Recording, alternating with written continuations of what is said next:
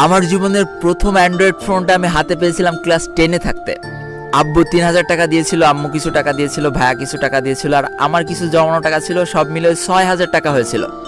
দেশীয় একটা ব্র্যান্ডের ফোন, সিম্ফনি। মডেল ছিল H120 আর র্যাম ছিল 1 GB। ওই ছিল জীবনের প্রথম অ্যান্ড্রয়েড ফোন। ওফ, কি যে মজা পেয়েছিলাম!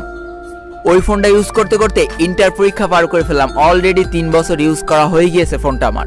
আর ইন্টার পরীক্ষার পরে আমার লাইফে সব থেকে বড় ঝড় আসলো, যার কারণে আমি জীবনের সব থেকে বেশি ডিপ্রেশনে চলে গিয়েছিলাম।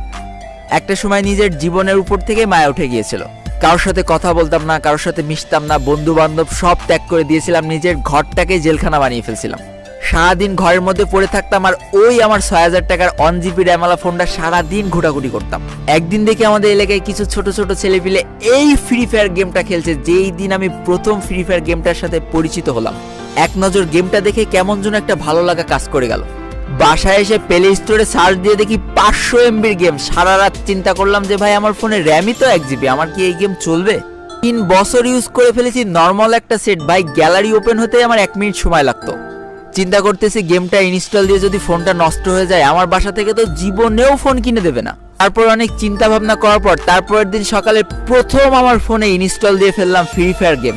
বিশ্বাস করো, ওই গেমের উপরে যখন ক্লিক করলাম তখন আমার ফোন 4-5 বার খালি অটো রিস্টার্ট নিচ্ছিল। ব্যাটারিটা খুলে আবার লাগালাম। অবশেষে গেমের ভিতরে ঢুকে দেখি ভালোই খেলা যাচ্ছে, খারাপ না। ঘরের দরজা জানলা লাগাই দিয়ে আমি সারা রাত খেলতাম। আমার মনে আছে আমি একদম সারা রাত খেলতাম ক্লাসিক। আমার জীবন